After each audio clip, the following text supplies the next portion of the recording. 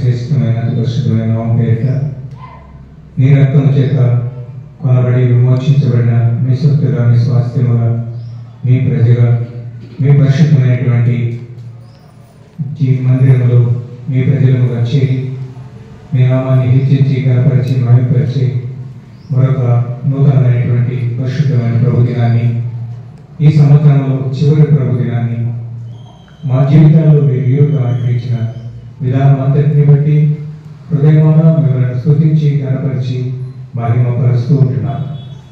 నిత్యత్వంలో మీరు కలిగిన ఉన్నత ఉద్దేశాలు మా ద్వారా నెరవేర్చుకోవాలని, కానీ ఈ విధంగా మా దినములను, మా ఆయుష్ను మీరు పొడిగించి సజీవ లెక్కల్లో ఉంచి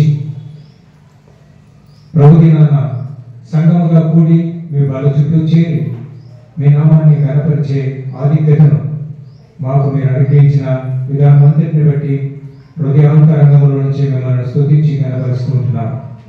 ఈ ఉదయకాలం ఆరాధన కూడిక నిమిత్తమై మీ వైపు మేము ఎదురు చూస్తుంటున్నారా మీరు కలిగిన ఉద్దేశం ఈ కూడిక ద్వారా నెరవేర్చుకోండి. ఎంతమంది అయితే కూడికి రావాలని మీరు నిర్ణయించారు అటు వారందరినీ త్వరపెట్టి మీ మందిరానికి సకాలంలో తీసుకొని రావాల్సిందిగా ప్రార్థన చేస్తూ ఉంటున్నాం.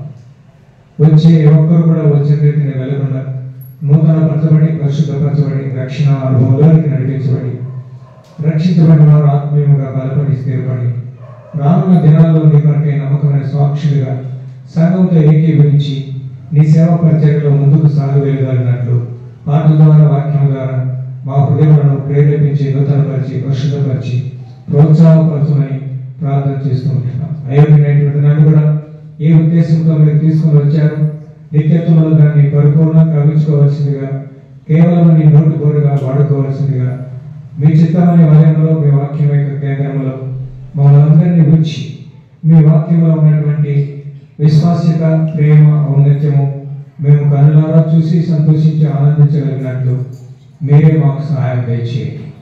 కోరికకు మీరే ఆధీనతను నడిపించండి. కనబడినటువంటి అంధకార సంబంధమైనటువంటి చీకటి శక్తుల ప్రభావములన్నింటినీ విశ్వాసంతో ప్రభు యేసుక్రీస్తు వారి శక్తి గల ఉన్న పారదోలి ఈ ప్రాంతం అంతటినీ మమ్మల్ని అందరినీ మీ నిత్య నిబంధన రక్త పురుషుడి కిందకి తెచ్చుకొని చూస్తున్నాం. మీ రక్తంతో కడిగి శుద్ధీకరించండి. మా ఊహలు, మా తలంపులు, మా ఆలోచనలు సమస్తమును మీ ఆలయంలో, మీ స్వాధీనంలో ఉంచుకోనండి. అదేవిధంగా మరొకసారి వాతావరణాన్ని కూడా మీ స్వాధీనంలో ఉంచుకోనండి.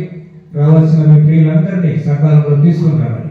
పాటల ద్వారా, వాక్యం ద్వారా తండ్రి మీ నామానికి మీరే మహిమ తెచ్చుకోవాలి.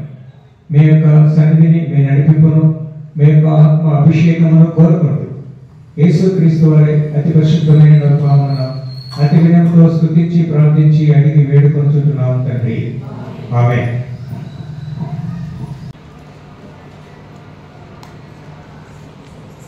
కీర్తన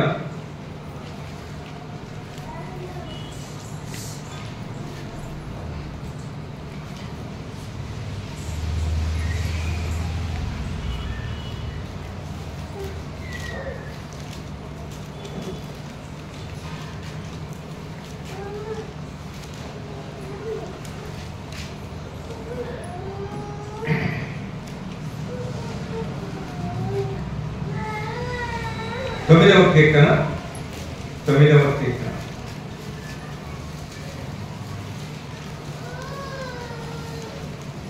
మొదటి 2 వచనాలు అందరం కలిసి చదువుతాం. 9వ కీర్తన మొదటి 2 వచనాలు. నా పూర్ణ హృదయంతో యెహోవాను స్తుతించెదను. యెహోవా నీ అద్భుత కార్యములన్నిటినీ వివరించెదను. మహోన్నతుడా, నేను నిన్ను గూర్చి సంతోషించి హర్షించుచున్నాను. నీ నామమును కీర్తించెదను. తర్వాత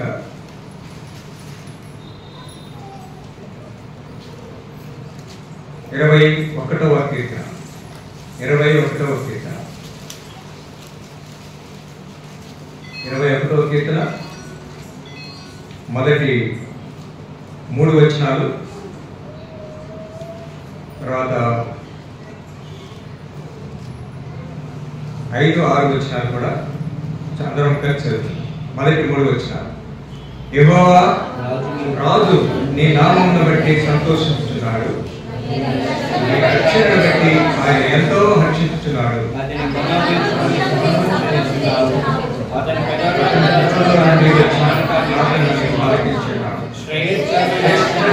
ఆశీర్వాదములతో ఆయన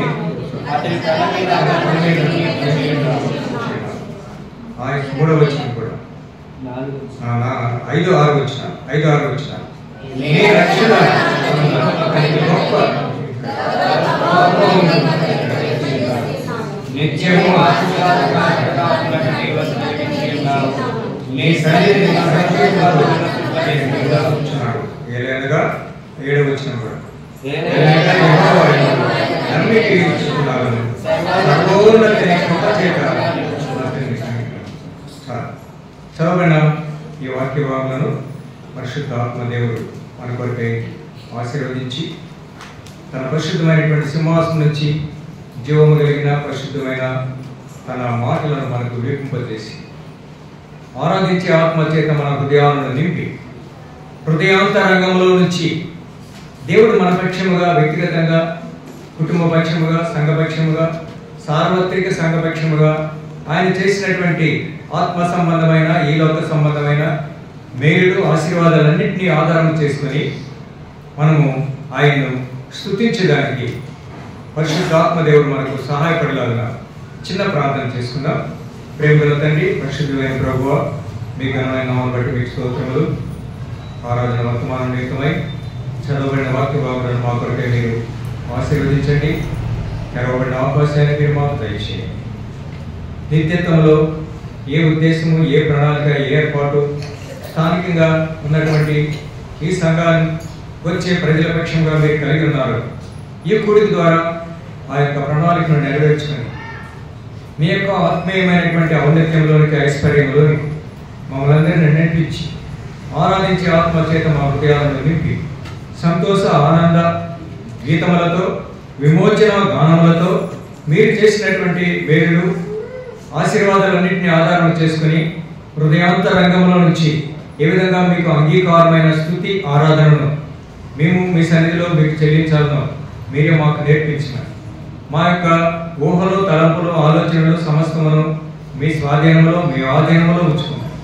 అయోగ్యమైనటువంటి నన్ను కూడా మీ కృపలో జ్ఞాపకము చేసుకుని మానవుని యొక్క ఊహలు, తలంపులు, ఆలోచనలు సమస్తమును కొట్టివేసి శక్తి కలిగిన, జీవము కలిగిన మీ మాటలను మాత్రమే విడుదల చేసి మీ నమ్మకత్వాన్ని, మీ విశ్వాస్యతను కూడి వచ్చినటువంటి సంఘం అంతటి పక్షంగా నెరవేర్చుకోమని మీ యొక్క ఆత్మ అభిషేకంలో మమ్మల్ని అందరినీ ఉంచమని పరిశుద్ధాత్మ అభిషేకాన్ని నడిపింపును కోరుకుంటూ యేసుక్రీస్తు వారి అతి పరిశుద్ధమైన నామమున స్తుతించి ప్రార్థించి అడిగి వేడుకొనుచున్నాను తండ్రి, ఆమేన్.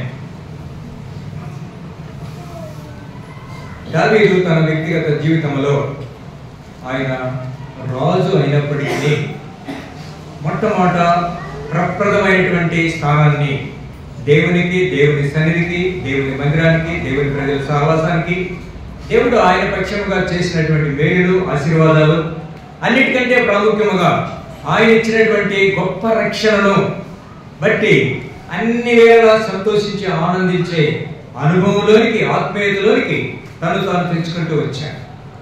అందుకనే ఆయన అనేక కీర్తనలో మనం గమనించినట్లయితే మనకందరికీ తెలిసిన విధంగా ఆయన చేసినటువంటి అద్భుతమైన, ఆశ్చర్యమైనటువంటి కార్యాలను ఆయన వివరించేది మాత్రమే కాకుండా తన ప్రజలైనటువంటి వారందరూ అటువంటి ఆత్మీయ అనుభవంలోనికి రావాలనే ఉద్దేశంతో అనేక కీర్తనలను పరిశుద్ధాత్మ చేత ప్రేరేపించబడి ఆయన రాస్తూ వచ్చాడు. కాబట్టి ఆనాడు దావీదు రాజు ఏ విధంగా దేవుని స్తుతించి ఆరాధిస్తూ వచ్చాడో ఈనాడు అదే ఆత్మీయ ఆశీర్వాదంలోనికి, అనుభవంలోనికి వచ్చినటువంటి ఆయన ప్రజలమని చెప్పుకునే నీవు, నేను, మనం అందరం కూడా సంఘముతో ఏకీపించి ఏ మేలులైతే, ఏ ఆశీర్వాదాలైతే ఆ సంవత్సరం యొక్క ఆరంభం నుంచి చివరి ప్రభుదినం వరకు మన పక్షముగా వ్యక్తిగతంగా కానివ్వండి, కుటుంబముగా కానివ్వండి, మన పిల్లల పక్షముగా కానివ్వండి, సంఘపక్షముగా కానివ్వండి, సార్వత్రిక సంఘంలో ఉన్నటువంటి విశ్వాసులందరి పక్షముగా అనేకమైనటువంటి మేలు, ఆశీర్వాదాలు ఆయన మనకు దయచేశారు. కాబట్టి దాన్ని స్మరించుకుంటూ మనం ఏమాత్రము మర్చిపోకుండా హృదయాంతరంగంలో నుంచి సంతోషంతో, ఆనందంతో ఆయన సన్నిధిలోనికి వచ్చినటువంటి మనము ఆయనకు కృతజ్ఞతాస్తుతులు చెల్లించ బద్దులమై ఉంటున్నాం. మరి ఎలా చెల్లించాలంటే హృదయాంతరంగంలో నుంచి దేవునికి అంగీకారమైనటువంటి విధానములో, తద్వారా దేవుని యొక్క నామము దేవుని సంఘములో దేవుని ప్రజల మధ్య మహిమపరచబడలాగిన మన ఆరాధన మన స్తుతి ఉండాలి అని పరిశుద్ధాత్మ దేవుడు కోరుతూ ఉంటున్నాడు. అట్టి విధానంలో ఈ ఉదయకాల సమయంలో మనం ఆరాధించాలి. ఎవరు అట్టి ఆరాధనను ఆరాధించగలరు? ఎవరైతే దేవుని సన్నిధిని అనుభవించాలి, దేవుని సన్నిధిలో ఆయన శక్తి చేత, ఆయన ఆత్మ చేత, ఆయన బలము చేత నేను నింపబడాలి, నేను చేసే స్తుతి ఆరాధన ఆయన నామానికి మహిమ తెచ్చేదిగా ఉండాలి అని పట్టుదల, భారము, పట్టింపు కలిగి దేవుని సన్నిధిలోనికి ప్రార్థనాపూర్వకంగా వచ్చి ఆరాధన చేస్తారో అట్టి వారి ఆరాధన ద్వారా ఆయన సంతోషించి ఆనందించేవాడుగా ఉంటున్నాడు. అట్టి విధానంలో మనము దేవుని కృపావాక్యానికి అప్పగించుకొని దేవుని స్తుతించి ఆరాధించే అనుభవంలోనికి తెచ్చుకోవాలి. ఇదే దావీదు 105వ కీర్తనలో రాస్తాడు. 105వ కీర్తన 3, 4, 5 వచ్చిన చదవండి. 105వ కీర్తన. ఆయన పరిశుద్ధ నామమును బట్టి అతిశయించుడి. యెహోవాను వెతుకువారు హృదయమందు సంతోషించి హృదయమందు సంతోషించుదురుగాక. యెహోవాను వెతుకుడి, ఆయన బలమును వెతుకుడి, ఆయన సన్నిధిని నిత్యము వెతుకుడి. అది మన కోరిక, మన పట్టుదల ఉండాలి. That should be our intention. యెహోవాను వెతికేవారముగా, ఆయన బలమును వెతికేవారముగా, ఆయన సన్నిధిని నిత్యము వెతికేవారముగా ఉండాలి. కేవలం ఆదివారానికి మాత్రమే పరిమితి కాకూడదు. అన్ని వేళలో, అన్ని సమయాలలో, అన్ని ప్రాంతాలలో, అన్ని సందర్భాలలో, శ్రమలలో, కష్టాలలో, ఇరుకులలో, ఇబ్బందులలో, అననుకూల పరిస్థితుల్లో, అనారోగ్య పరిస్థితుల్లో సాతాను తీసుకుని వచ్చేటటువంటి అనేకమైనటువంటి ఆటంకాలు, అభ్యంతరాలు, ఎదురుదారులు, సమస్యలు వాటన్నిటిని అధిగమించి దేవుని సన్నిధిని సంతోషించి ఆనందించేవారుగా యేసు ప్రభు రక్తము చేత కొనబడినటువంటి ఆయన ప్రజలు ఉండాలి అనేది దేవుని యొక్క కోరిక. అటువంటి ఆత్మీయతలోనికి ఎప్పుడు వస్తాం మనము? దేవుని సన్నిధిని, దేవుని బలమును, దేవుని సన్నిధిలో ఆయన మహిమను నిత్యము వెతికేవారముగా ఉండాలి అనే కోరిక, పట్టింపు కలిగినప్పుడు మాత్రమే ఈ లోకంలో మనకు కలిగే వాటన్నిటిని అధిగమించి దేవుణ్ణి అన్ని వేళలా ఆరాధించి స్తుతించే హృదయాన్ని, మనస్సును, ఆత్మను మనం కలిగి ఉంటాం. అది దేవునికి కావాలి. అటువంటి ఆరాధన యందు దేవుడు సంతోషించి ఆనందించేవాడుగా ఉంటాడు. నిత్యము ఆయన సన్నిధిని, ఆయన సన్నిధిలో ఉన్నటువంటి మహత్యాన్ని, శక్తిని, బలాన్ని మనము కోరినట్లయితే దాని చేత ఆత్మ వలన వచ్చే బలము, దేవుని వాక్యం ద్వారా వచ్చే బలము, పరిశుద్ధాత్మ ద్వారా వచ్చే శక్తి, యేసు ప్రభువులో ఉన్నటువంటి పునరుద్ధాన శక్తి, ఆ మహత్యము నీకు నాకు కూడా అనుగ్రహించి ఈ లోకములో మనం ఎదుర్కొనే ప్రతి పరిస్థితి నుంచి మనల్ని విడిపించి సంతోషముతో, ఆనందముతో ఆయన పరిశుద్ధ నామానికి చెందవలసినటువంటి ఘనత, మహిమ, ప్రభావములను ఆయన ప్రజలముగా ఆయన సన్నిధిలో ఆయనకు చెల్లించేటటువంటి ఆత్మీయ ఔన్నత్యములోనికి, ఐశ్వర్యంలోనికి సంఘంలో ఉన్న మన ప్రతి ఒక్కరిని ఆయన తీసుకుని వస్తాడు. అయితే అటువంటి కోరిక, అటువంటి పట్టింపు, అటువంటి ఆశ కలిగి దేవుని మందిరానికి మనం వచ్చే వారంగా ఉండాలి. అలవాటు ప్రకారము, ఆచార ప్రకారము ఆదివారం కాబట్టి కనీసం ఆదివారం దేవుని మందిరానికి వద్దాం, ఎలా దేవుని వాక్యం విన్నాం కానీ 4 మాటలు చెప్పి ఆరాధన చేస్తాం. నోటికి మాత్రమే మన ఆరాధన పరిమితం కాకూడదు. వ్యక్తిగతంగా ఏ మేలు, ఏ సంతోషము, ఏ ఆనందం అయితే దేవుడు నీకు నాకు యేసు ప్రభు ద్వారా అనుగ్రహించాడో దాన్ని బట్టి మనం ఆయన్ను ఆరాధించాలి. ఆయన రాజైనప్పటికీ 21వ కీర్తనలో నీ రక్షణను బట్టి నేను సంతోషించి హర్షించి ఆనందిస్తున్నాను. దేవుడు ఎంత రక్షణ ఇచ్చాడంటే మనకు ఎవ్వరు కూడా ఏ సాతాను అనుచరులు దొంగలించలేనటువంటి రక్షణ చేత మన హృదయం నింపాడు. ఆ రక్షణ ద్వారా చెప్పనశక్యమును మహిమాయుక్తమైనటువంటి సంతోష, ఆనంద, సమాధానాలతో మన హృదయాన్ని నింపేశాడు. దాన్ని కాపాడుకొని స్థిరంగా, దృఢంగా ఆ రక్షణలో కొనసాగాలి అంటే దేవుని సన్నిధిని, దేవుని మందిరాన్ని, దేవుని ప్రజల సహవాసాన్ని నీవు నేను ప్రేమించేవారముగా ఉండాలి. అప్పుడే దేవుని యొక్క సన్నిధిని మనము బలముగా అనుభవించగలం. మనము ఇదే కీర్తనలో చూసినట్లయితే 143వ కీర్తన 143వ కీర్తన 143వ కీర్తన 143వ కీర్తన 10-11 వచనాలు. నీవే నా దేవుడవు, నీ చిత్తానుసారంగా ప్రవర్తించుటకు నాకు నేర్పుము. దయగల నీ ఆత్మ సమభూమి గల ప్రదేశమందు నన్ను నడిపించునుగాక. 8వ వచనం చదవమ్మా. 8-9. నీ యందు నేను నమ్మిక ఇచ్చి ఉన్నాను, ఉదయమున నీ కృపావార్తను నాకు వినిపింపుము. నీ వైపు నా మనసు నేను ఎత్తుకొనుచున్నాను, నేను నడవలసిన మార్గం నాకు తెలియజేయి. నీ యందు నేను నమ్మిక ఇచ్చి ఉన్నాను, ఉదయమున నీ కృపావార్తను నాకు వినిపించుము. ఉదయం లేవగానే దేవుని సన్నిధిని, దేవుని కృప కొరకు, దేవుని విశ్వాసత కొరకు, దేవుని ప్రేమ కొరకు, దేవుని సన్నిధిని అనుభవించేదాని కొరకు, ప్రభువా నీ కృపతో కూడిన వాక్యము చేత మీరు నాతో మాట్లాడి నన్ను ధైర్యపరిచి, నన్ను ప్రోత్సాహపరిచి, నన్ను పరిశుద్ధపరిచి ఈ దినమంతట్లో నీ యందు సంతోషించి ఆనందించేవాడిగా నేను ఉండేటట్లు నాకు సహాయం దయచేయమని దినము ఆరంభించాను. ఆయన కృపతో కూడిన వాక్యము చేత అనిత్యము మనము సంతోషించి ఆనందించే వారముగా ఉండాలి. అప్పుడే దేవుని సన్నిధిని బలముగా మనం అనుభవించగలం. సామెతల గ్రంథంలో అంటాడు సొలొమోను రాజు, సామెతల గ్రంథంలో రాస్తూ, సామెతల గ్రంథం 8వ అధ్యాయం, సామెతల గ్రంథం 8వ అధ్యాయం 33-34 వచనాలు చదవండి. ఉపదేశంలో నిరాకరింపక దాన్ని అవలంబించి జ్ఞానులై ఉండుడి. అనుదినము నా గడప యొద్ద కనిపెట్టుకుని, నా ద్వారబంధముల యొద్ద కాచుకుని, నా ఉపదేశం వినువారు ధన్యులు. అనుదినము నా గడప యొద్ద కనిపెట్టుకొని నా ఉపదేశమును వినువారు ధన్యులు. నా ఉపదేశాన్ని నిరాకరించకుండా దాన్ని ఎవరైతే గనుకొని గైకొని దాని ప్రకారం జీవించి సంతోషించి ఆనందిస్తారో, ప్రతి దినము నా గడప యొద్ద, నా ద్వారబంధముల యొద్ద నా ఉపదేశం కొరకై కనిపెట్టి ఉంటారో వారు ధన్యులు. వారిని నేను ఆశీర్వదిస్తాను, వారిని నేను కాపాడుతాను. ఇమ్మానుయేలు దేవుడిగా, ఎబెనేజరు దేవుడిగా జీవిత పర్యంతము ఈ లోకములో ఆయన సన్నిధి, ఆయన నడిపింపు, ఆయన కాపుదల, ఆయన సంరక్షణ, ఆయన భద్రత ఎవరైతే అటువంటి అనుభవంలోనికి తమను తాము తెచ్చుకుంటారో వారికి ఉచితముగా అనుగ్రహించే దేవుడు. జీవిత పర్యంతము ఆయనకు మనకు తోడుగా ఉండేటటువంటి దేవుడు.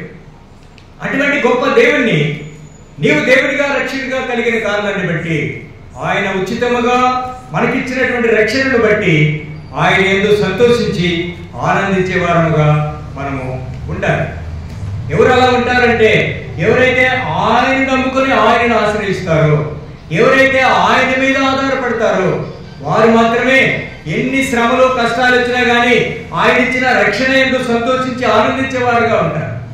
కీర్తన 5వ కీర్తనలో రాస్తూ, కీర్తన 5వ కీర్తన 7-8 వచనాలు, 11-12 వచనాలు.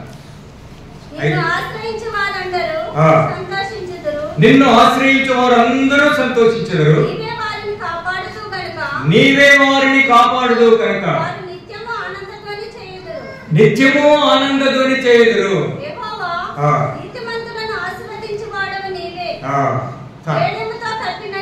కేడముతో కప్పినట్లు నీవు వారిని దయతో కప్పెదవు.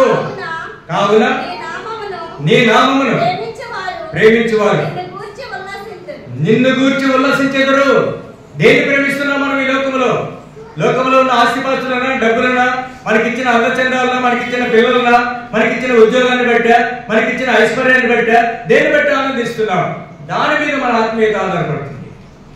దేవుడా, నీ నామమును బట్టి, నీ నామము ద్వారా నాకు ఇచ్చినటువంటి రక్షణను బట్టి నిన్ను ఆశ్రయించే వారిని, నిన్ను ప్రేమించే వారిని సంతోషముతో ఆనందంతో నువ్వు ఉంచే దేవుడు. అంత మాత్రమే కాదు, వారిని కేడముతో కప్పి దయతో వారిని ఆశీర్వదించేటటువంటి దేవుడు. కృపా కరుణ కటాక్షములు కలిగినటువంటి దేవుడు, కృపా సమృద్ధి కలిగినటువంటి దేవుడు. పాపలము నీచలమైనటువంటి మనలను కృప చేత, ప్రేమ చేత, దయ చేత ప్రేమించి మనం పాపం చేశామని శిక్షించకుండా మన పాపాలన్నిటి కొరకు పరలోకాన్ని విడిచిపెట్టి మనల్ని వెతుక్కుంటూ ఈ లోకానికి మనల్ని రక్షించడానికి వచ్చినటువంటి గొప్ప దేవుడు. అటువంటి దేవుణ్ణి మనం ఉదయకాల సమయంలో ఆరాధించడానికి వచ్చి ఉంటున్నాం. ఆయన సన్నిధిని నిత్యము మనం వెతికే వారముగా ఉండాలి. అప్పుడే ఆయన చేసినటువంటి ప్రభువైన యేసుక్రీస్తు ద్వారా ఏ ఆత్మ సంబంధమైనటువంటి ఆశీర్వాదాలన్నీ నీకు నాకు ఆయన ప్రేమను బట్టి, ఆయన దయను బట్టి, ఆయన కృపను బట్టి ఉచితంగా అనుగ్రహించాడు, వాటన్నిటినీ స్మరించుకుంటూ మనం ఆరాధించాలి. ఎఫెసీయులకు రాసిన పత్రికలో నూతన నిబంధనలో అపోస్తలుడైనటువంటి పౌలు ఎఫెసీ సంఘానికి రాస్తూ అంటాడు. ఎఫెసీయులకు రాసిన పత్రిక 1వ అధ్యాయం 3వ వచనంలో మన ప్రభువైన యేసుక్రీస్తు యొక్క తండ్రి అయిన దేవుడు స్తుతింపబడును గాక. ఆయన క్రీస్తునందు పరలోక విషయములలో ఆత్మ సంబంధమైన ప్రతి ఆశీర్వాదమును మనకు అనుగ్రహించాడు. ఎందుకు? మన ప్రభువైన యేసుక్రీస్తు యొక్క తండ్రి యొక్క దేవుడు స్తుతింపబడును గాక. Why he should be worshipped. ఎందుకు ఆయన్ని స్తుతించాలి? ఎందుకు ఆయన్ని గణపరచాలి? ఎందుకు ఆయన్ని ఆరాధించాలి? యేసు ప్రభువుని లోకానికి పంపించడం ద్వారా, యేసు ప్రభువు ద్వారా మానవులందరికీ ఎటువంటి ఆత్మ సంబంధమైనటువంటి ఆశీర్వాదాలు ఆయన అందుబాటులో ఉంచాడో దాన్ని బట్టి తండ్రి అయినటువంటి దేవుణ్ణి మనము గణపరచాలి, ఆరాధించాలి, కొనియాడాలి, కీర్తించాలి. ఏమి మేలు, ఏ ఆశీర్వాదాలు ఆయన ద్వారా నీకు నాకు ఆయన అనుగ్రహించాడు. ఎప్పుడో ఆయన అనుభవంలోనికి, ఆయన యొక్క బంధంలోనికి, ఆయన యొక్క ఏర్పాటులోనికి మనల్ని ఆయన తీసుకొని వచ్చాడు అన్నట్లయితే అక్కడ కింది వచనాల్లో 11వ వచనం వరకు దేవుడు మన పక్షముగా తన చిత్త ప్రకారమైన దైవ సంకల్పము చొప్పున తన ఉచితముగా మనకు అనుగ్రహించినటువంటి తన చిత్త ప్రకారమైనటువంటి మహాకృప మహదైశ్వర్యము చొప్పున అనేకమైనటువంటి ఆత్మ సంబంధమైనటువంటి ఆశీర్వాదాలు ఉచితముగా మనకు అనుగ్రహించాడు.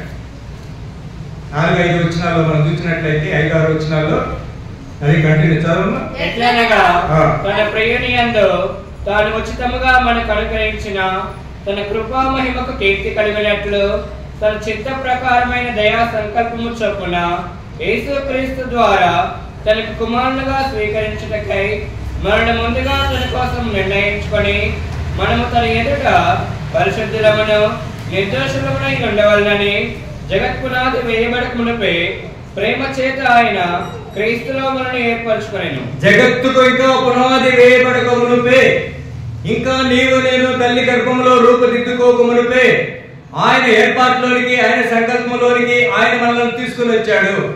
దేన్ని బట్టి?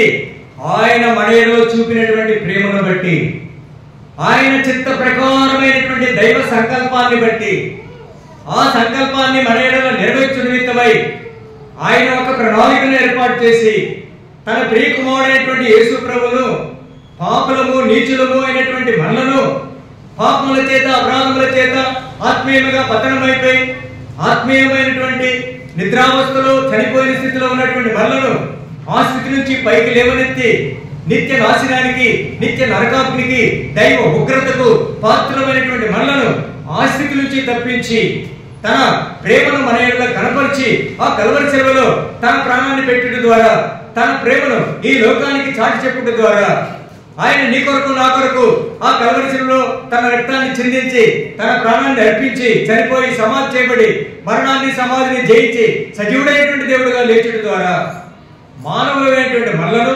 పాపులమైనటువంటి మనలను ఎంతగా దేవుడు ప్రేమించాడో ఈ లోకానికి ఆయన చాటి చెప్పాడు.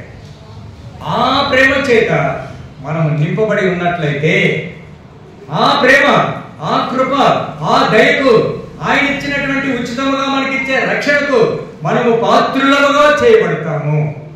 ఎప్పుడు? ఆయన దగ్గరికి రావాలి, ఆయన్ను ప్రేమించాలి, ఆయన్ను ఆశ్రయించాలి, ఆయన సన్నిధిని వెతకాలి. ఆ సన్నిధిలో ఆయనకి ఇచ్చేటటువంటి ఆ శక్తిని, ఐశ్వర్యాన్ని, బలమును నిత్యము వెతికే వారముగా ఉదయం లేవగానే ప్రభువా నేను పాపిని, నా పాపము నుంచి నన్ను విడిపించు, నీ నిత్యమైనటువంటి రాజ్యములకు నన్ను వారసునిగా చేయి, నీ యొక్క సన్నిధిని బలముగా నేను అనుభవించినట్టు సహాయం దయచేయి అని ఆయన కృపావార్త కొరకై, ఆయన ఉపదేశము కొరకై మనం కనిపెట్టుతూ ఆయన సన్నిధిని వెతకాలి. అప్పుడు ప్రభువైన యేసుక్రీస్తులో మనకు ఉచితముగా ఆయన అనుగ్రహించిన ఆ వరాలన్నింటినీ మనకు అనుగ్రహిస్తాడు. ఆ కృప చేత మనల్ని కప్పి పోషిస్తాడు. ప్రేమ చేత ఆయన మనలను రక్షించాడు.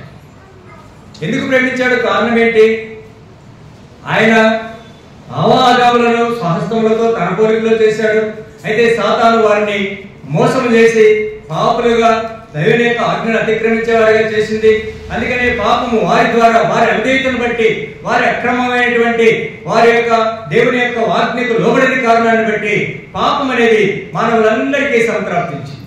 ఆ కారణం చేత దేవుని సన్నిధిని, దేవుని మహిమను, దేవునితో సహవాసాన్ని వాళ్ళు కోల్పోయారు. వారి ద్వారా మానవులందరికీ పాపం అనేది సంప్రాప్తించింది. దాని నుంచి విడిపించేదానికే దేవుడు ఒక ప్రణాళిక ఏర్పాటు చేసి యేసు ప్రభువుని ఈ లోకానికి పంపించవలసి వచ్చింది.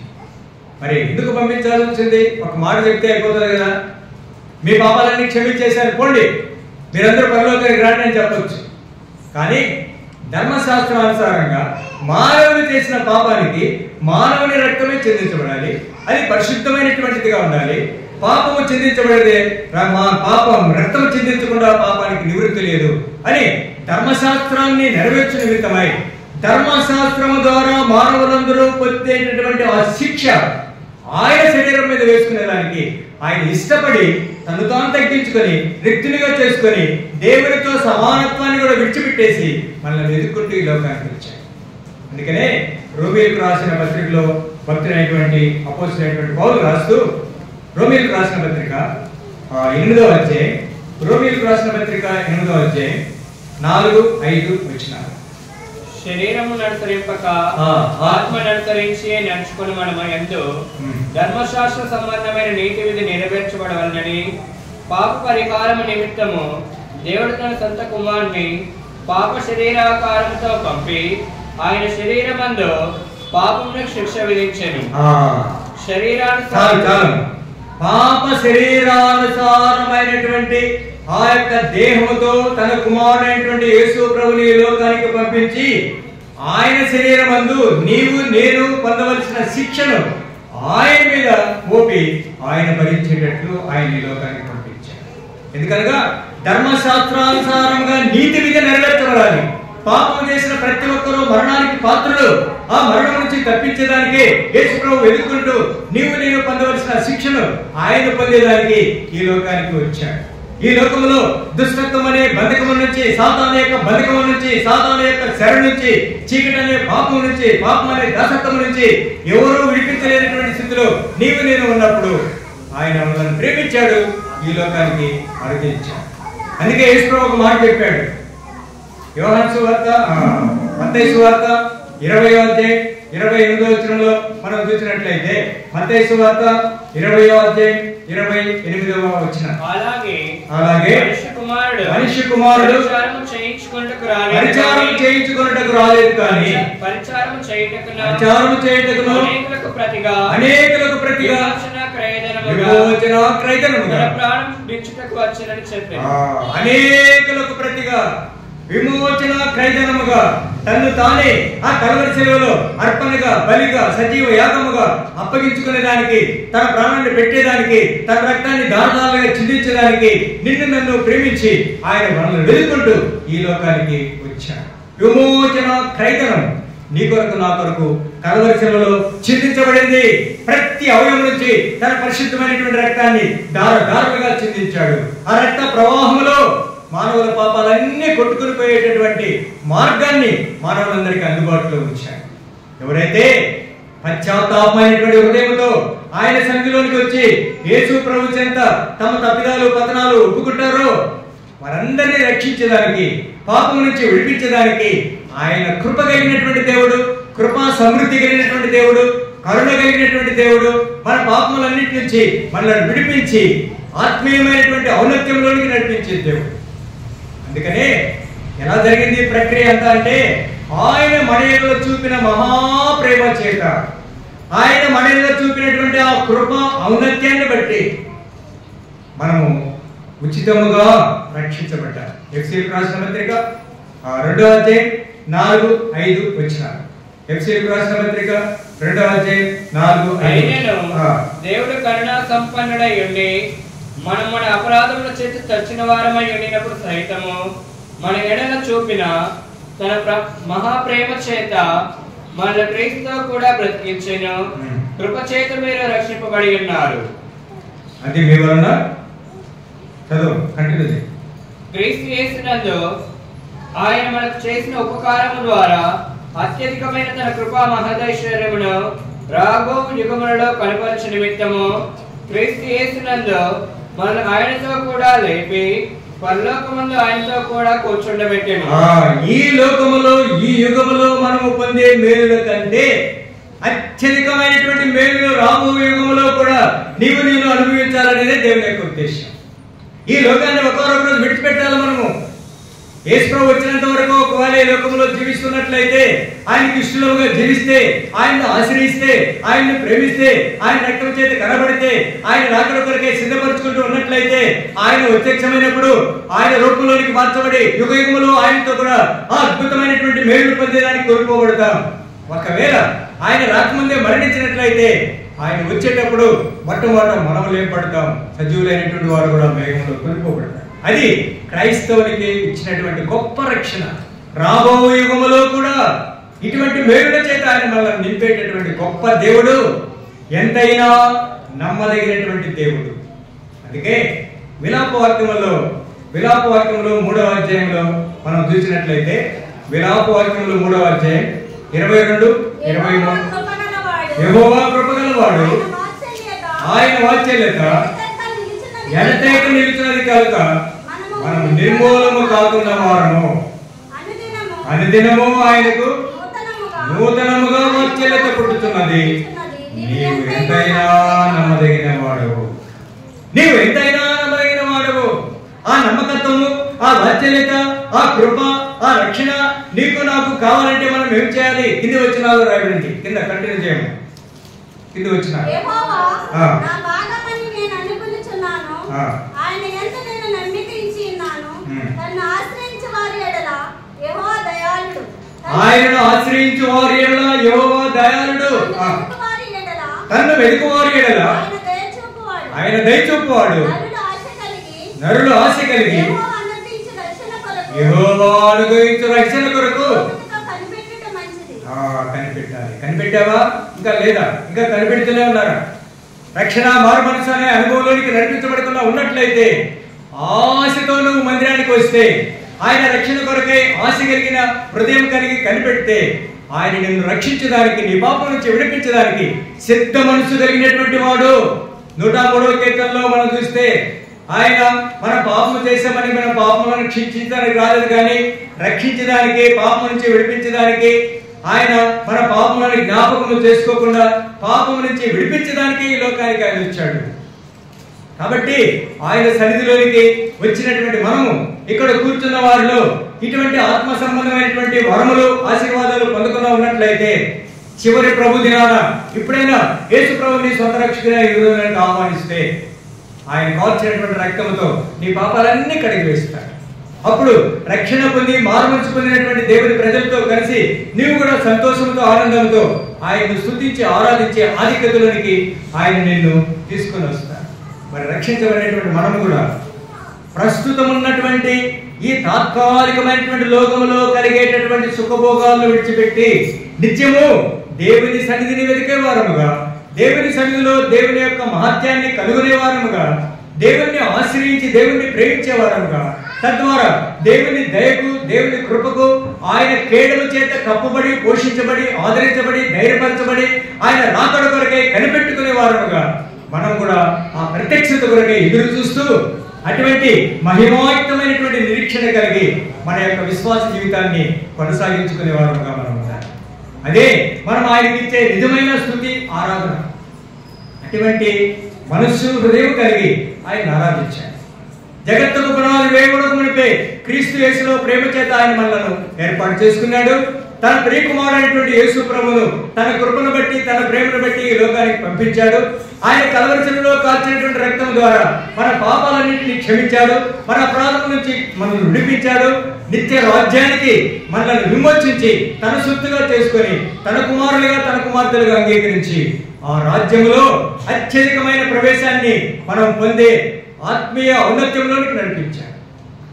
దాన్ని అంతటిని బట్టి ఉదయకాల సమయంలో మనము ఆయన్ను ఆరాధించాలి, స్తుతించాలి. ఎఫెసీయులకు రాసిన పత్రిక మొదటి అధ్యాయం 7వ వచనం. ఎఫెసీయులకు రాసిన పత్రిక మొదటి అధ్యాయం 7వ వచనం.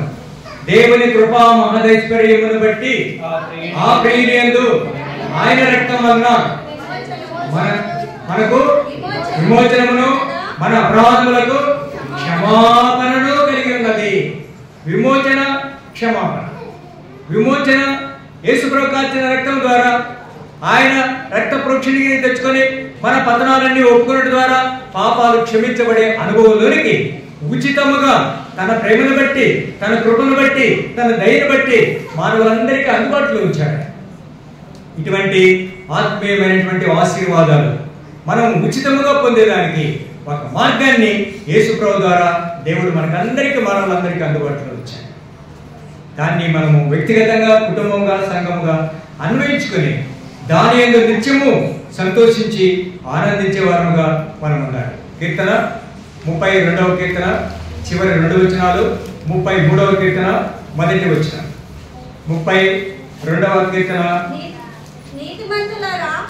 అందరం కలిసి చదువుకుందామండి. 32వ కీర్తన చివరి 2 వచనాలు, 33వ కీర్తన మొదటి వచనం. అందరం కలిసి. భక్తిహీనులు యెహోవా యందు నమ్మిక ఉంచువారు నీతిమంతులారా యెహోవాను బట్టి సంతోషించుడి. యథార్థవంతులారా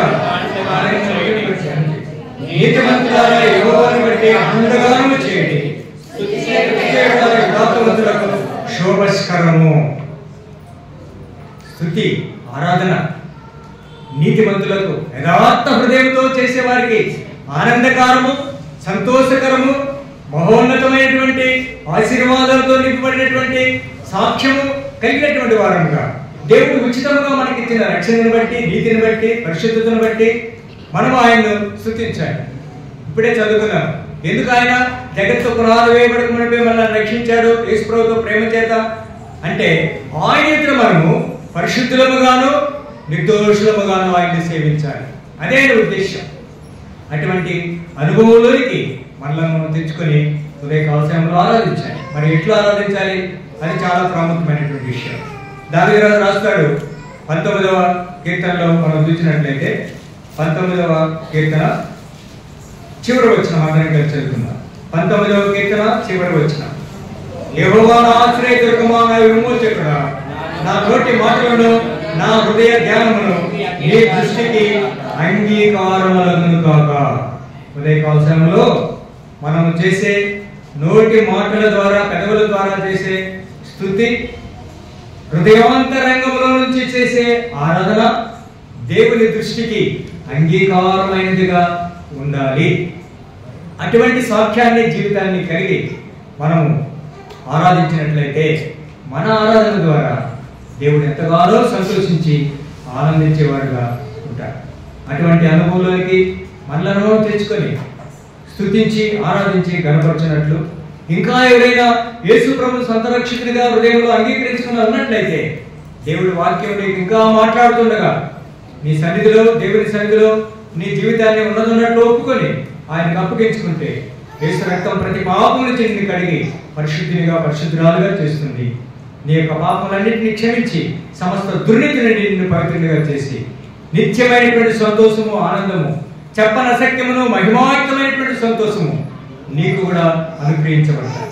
అటువంటి ఆత్మీయతలోనికి, అనుభవంలోనికి వచ్చి ఉదయకాల సమయంలో సంఘముతో ఏకీపించి ఆయన చేసినటువంటి పర సంబంధమైనటువంటి మేలులన్నింటినీ స్మరించుకుంటూ ఆయన మనము ఆరాధించినట్లు దేవుడి వాక్యాన్ని మన కొరకై ఆశీర్వదించుగాక.